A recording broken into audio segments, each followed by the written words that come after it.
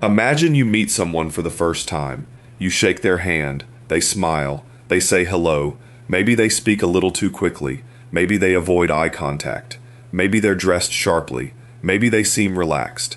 And before you've even finished the first minute, some part of your mind has already whispered, "I like this person." Or, "Something feels off." The strange part is that you haven't really learned anything about them yet. You don't know how they treat people when nobody is watching. You don't know whether they keep promises. You don't know how they behave under pressure.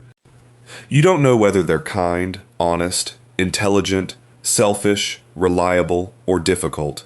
And yet, you've already got a feeling. Where did it come from? Your brain has been making predictions about other people long before you've consciously decided to make a judgment. And sometimes, those predictions are surprisingly useful. Other times, they're completely wrong. The really interesting question isn't simply why we form first impressions, it's why a few seconds of information can feel like enough to tell us something profound about a complete stranger. And even more strangely, why can a first impression sometimes change the way the other person behaves toward us? That's where this gets much more interesting. Because first impressions aren't just something that happens to you, they can become part of what happens between two people. Picture a job interview. Two candidates walk through the same door. The first sits upright, smiles easily, speaks clearly, and seems comfortable being there. The second fidgets slightly, pauses before answering, and occasionally looks down while thinking. You know nothing else about them. No resume, no references, no work samples, no history. Just those few moments. Which candidate seems more capable? Most people will feel an answer almost immediately. And that's the first thing worth understanding. Your brain doesn't wait for a complete file on another human being before forming a prediction. It starts working with whatever information is available. A face, a voice, a posture, a movement, a person's expression, the way they enter a room, even the situation itself. This doesn't mean your brain is literally calculating a personality score every time you meet somebody. It's doing something more basic. It's trying to make sense of uncertainty. Imagine walking into a room filled with strangers. You don't know who is friendly. You don't know who is angry. You don't know who is confident. You don't know who might be important. You don't even know what kind of social situation you're entering. So your brain begins extracting clues. Who seems approachable? Who seems uncomfortable? Who appears confident? Who seems familiar?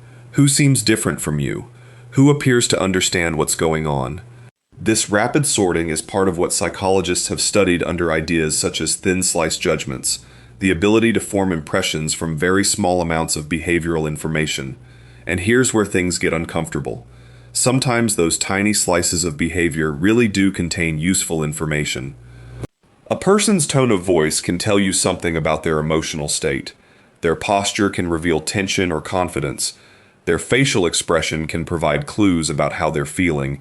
Their behavior toward another person can reveal something about their social intentions. So the brain isn't necessarily being irrational when it forms a quick impression. The problem is that useful clues are not the same thing as proof.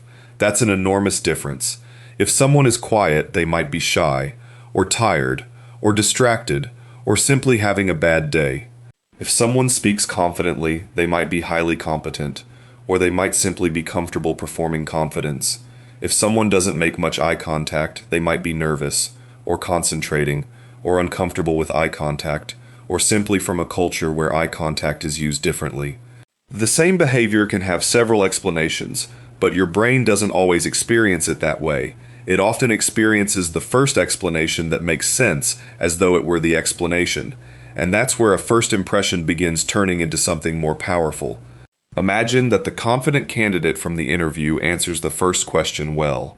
You think, they're competent? Then they answer the second question reasonably well. Your original impression gets stronger. Then they make a small mistake. Instead of thinking, maybe I was wrong about them, you might interpret it differently. Everyone makes mistakes. Meanwhile, the nervous candidate makes the same mistake, and suddenly it feels like evidence. Maybe they're not prepared. The behavior is similar, but the meaning has changed. Why? Because you aren't simply observing the person anymore. You're interpreting what you see through the impression you've already formed. This is closely related to the halo effect. When one positive quality makes us more likely to perceive other qualities positively, that first positive impression can spread. Someone seems warm, so they seem trustworthy. Someone seems confident, so they seem competent. Someone looks polished, so they seem organized. Someone is charming, so we may unconsciously give their other characteristics a more favorable interpretation. The reverse can happen too. One negative impression can color everything that follows, and this creates a peculiar problem. The first impression can become a filter. Once the filter is in place, new information doesn't always arrive as neutral information. It gets interpreted, and that brings us to one of the most important questions in this entire subject. Why does the brain work this way in the first place? Because uncertainty is expensive. In everyday life, you rarely get perfect information. You don't get a complete biography before deciding whether to talk to someone. You don't get 6 months of evidence before deciding whether a stranger seems approachable.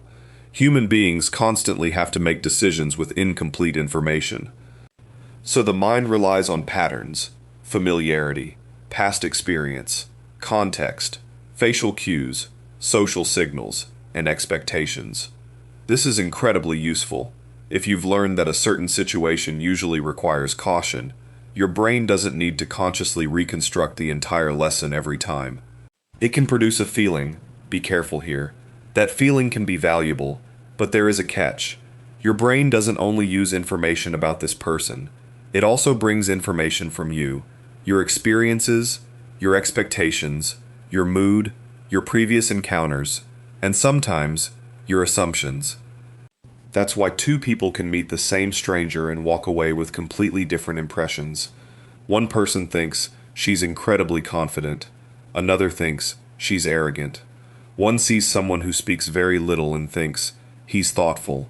Another thinks he's unfriendly. The stranger hasn't changed, the observers have. And this is one reason first impressions are so fascinating.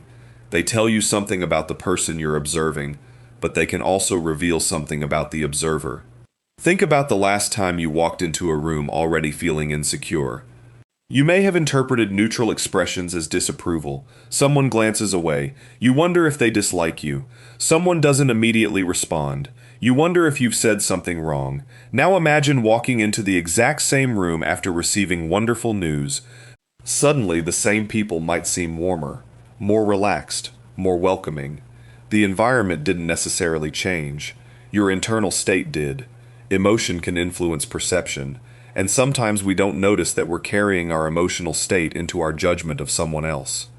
There's another powerful ingredient here, familiarity. We tend to feel more comfortable with things we've encountered before. That can apply to people, voices, behaviors, environments, even styles of communication. Something familiar requires less mental adjustment. Something unfamiliar can demand more attention. And when the brain is trying to categorize a new person quickly, similarity can become an easy shortcut. This person reminds me of people I know. I understand how this person communicates. They seem like someone from my world.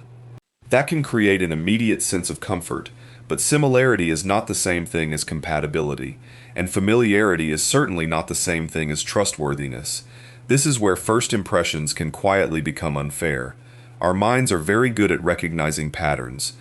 The problem is that humans sometimes find patterns where the evidence doesn't justify one. A person belongs to a particular social group, dresses a certain way, speaks with a certain accent, or behaves differently from what we're accustomed to. The brain may categorize them quickly. That categorization can involve stereotypes. And stereotypes can operate without conscious intention. This doesn't mean every first impression is a conscious prejudice. It means our minds have learned associations from the world around us, and some of those associations can influence perception before deliberate reasoning gets involved. The important part is what happens next. You don't have to trust every thought your brain produces. A first impression is information. It isn't a verdict. That distinction sounds simple, but it's surprisingly powerful, because there's another reason first impressions can become self-reinforcing. We treat people differently based on what we expect from them. Imagine you meet someone and immediately decide they're unfriendly. You become slightly colder. You give shorter answers. You don't ask many questions. You don't smile as much. The other person notices. Maybe they become uncomfortable. So they speak less. You notice that. And now you think, see, they really are unfriendly. But look at what just happened. Your original judgment helped create the interaction that seemed to confirm it. This is related to the idea of a self-fulfilling prophecy. Expectations can influence behavior, and behavior can influence the responses we receive. It's not magic, and it doesn't mean every expectation becomes reality, but social interactions aren't passive observation. People respond to one another. Your impression affects your behavior. Their response affects yours. And suddenly the first few seconds are no longer just a snapshot. They're the beginning of a feedback loop. This may explain something you've experienced before. You meet someone, something feels wrong. You can't quite explain it, so you become guarded. The other person senses the distance. They become guarded too. The conversation feels awkward. You leave thinking, I knew there was something about them. Maybe there was, but maybe the awkwardness began with the expectation you brought into the interaction. And this is why becoming better at reading people doesn't mean becoming more suspicious. In fact, it may mean becoming slightly more uncertain. That sounds strange. But uncertainty can be a strength. Instead of, I don't trust this person, try, I don't trust this person yet. Those two sentences sound similar. Psychologically, they're very different. The first closes the case. The second leaves room for evidence. That matters because first impressions can feel more certain than they deserve to be. Your brain isn't usually giving you a probability estimate and saying, based on the available evidence, I am approximately 63% confident this person is trustworthy. It gives you a feeling, and feelings don't come with footnotes. That's why intuition can be so convincing. You don't experience the thousands of tiny pieces of information your brain may have processed. You experience the conclusion, a feeling, a sense. This person seems genuine. This person seems dangerous. This person seems intelligent. And sometimes intuition deserves attention, especially when it is based on real experience in a familiar environment. A firefighter who senses something is wrong in a building may be responding to subtle patterns learned through experience. An experienced nurse may notice that a patient seems unusually unwell before being able to explain exactly why.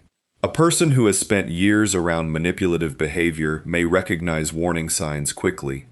But there is a crucial difference between experienced intuition and instant assumption. Intuition becomes more trustworthy when it is built from repeated exposure to meaningful patterns and feedback. Simply having a strong feeling doesn't make the feeling accurate, and this distinction becomes especially important when judging people, because confidence is one of the easiest things to confuse with competence. Imagine two people explaining the same complicated idea. One speaks quickly, they maintain eye contact, they use decisive language, they never seem to hesitate. The other pauses, they think before answering, they occasionally say, I'm not sure. Who sounds more knowledgeable? Many people will instinctively lean toward the first person, but confidence and competence are different things. Confidence is a signal, it isn't proof. Sometimes the person who sounds certain really does know what they're talking about. Sometimes they don't. And sometimes, the person who appears uncertain is actually thinking more carefully. This is why a person can make a powerful first impression without necessarily being an accurate impression. The brain is often responding to signals, not directly observing the underlying quality. That's an important distinction. We don't see competence itself. We see behavior that we associate with competence. We don't see trustworthiness directly. We see behaviors that we associate with trustworthiness. And associations can be useful, but they can also fail, which raises an uncomfortable question. If first impressions are so vulnerable to distortion, should we simply ignore them? Not necessarily. That would create another mistake. Your first impression is still data. It's just incomplete data. Think of it like a weather forecast. If you step outside and feel a few drops of rain, you have learned something. It may actually rain, but you haven't yet learned how long the storm will last. A first impression can tell you what your mind noticed. It doesn't necessarily tell you the truth about the person. And there's another fascinating layer. Sometimes the context changes the person you think you're seeing. The same individual can appear completely different in different environments. Someone who seems quiet at a formal dinner may become hilarious around close friends. Someone who seems awkward in a job interview may become extremely capable once they're doing the actual work. Someone who appears intimidating in a photograph may be gentle in conversation. Someone who seems incredibly charming at a party may behave very differently under pressure. So when you meet someone, you're not necessarily seeing the person, you're seeing the person interacting with this situation, at this moment, in this state. Context matters. And this is one reason judgments about personality can become too confident. We often take behavior from one situation and treat it as evidence of a permanent trait. Someone was rude once. They're rude people. Someone is nervous. They're insecure. Someone is quiet. They're boring. Someone is energetic. They're outgoing. But behavior is produced by both the person and the situation. And sometimes the situation is doing more of the work than we realize. Now think about your own life.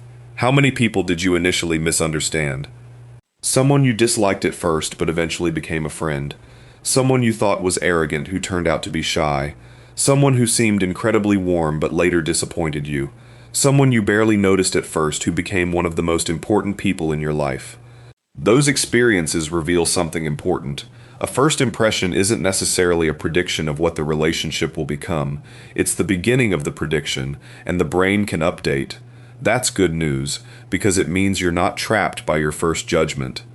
But updating requires something humans aren't always good at: looking for evidence that proves us wrong. Confirmation bias makes this difficult. Once you've formed an impression, you're more likely to notice information that fits it. If you think someone is selfish, their selfish behavior stands out. Their generosity may barely register. If you think someone is kind, their occasional selfishness may be easier to excuse. The same person, different filters. So how do you escape that? One useful approach is to deliberately ask, what else could explain what I'm seeing?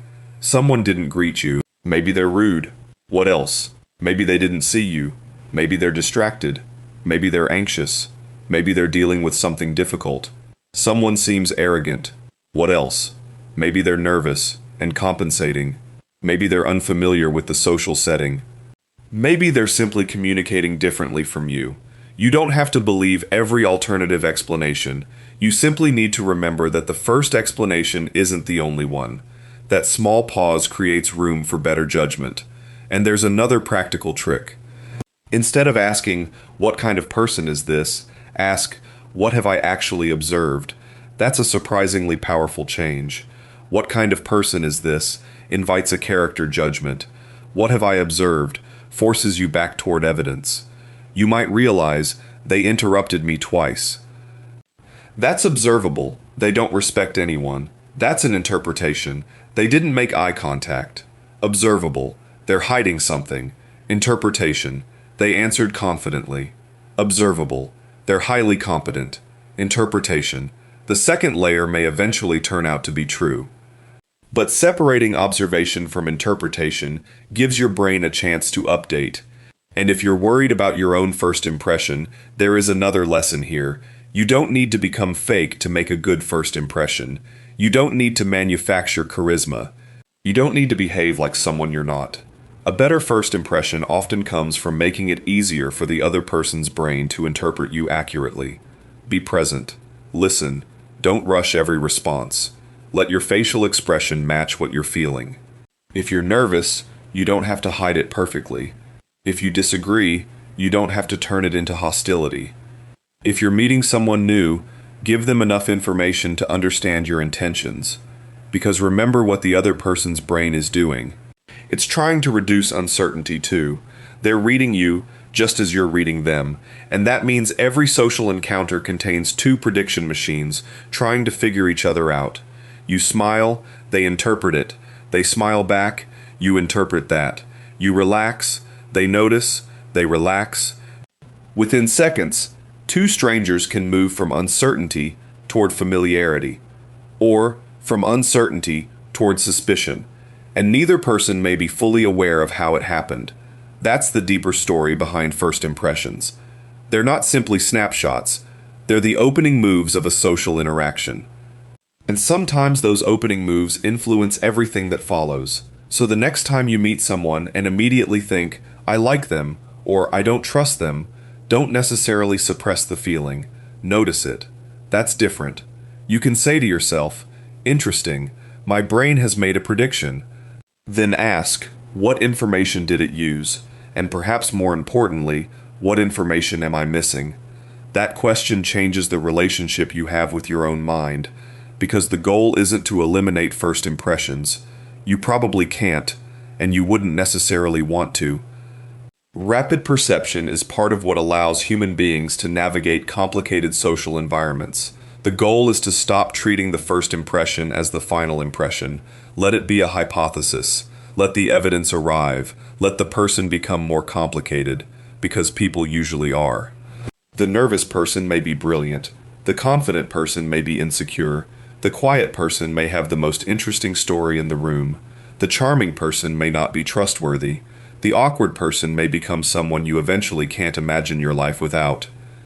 And perhaps the strangest thing about all of this is that your first impression of another person may tell you less about who they truly are than you initially believed, but it can tell you something fascinating about how you see the world, what you notice, what you expect, what you fear, what feels familiar, what you trust, what you assume.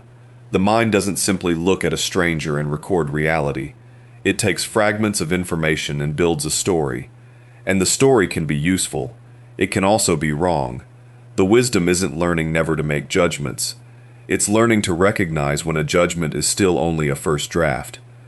So the next time you meet someone new, pay attention to that tiny moment.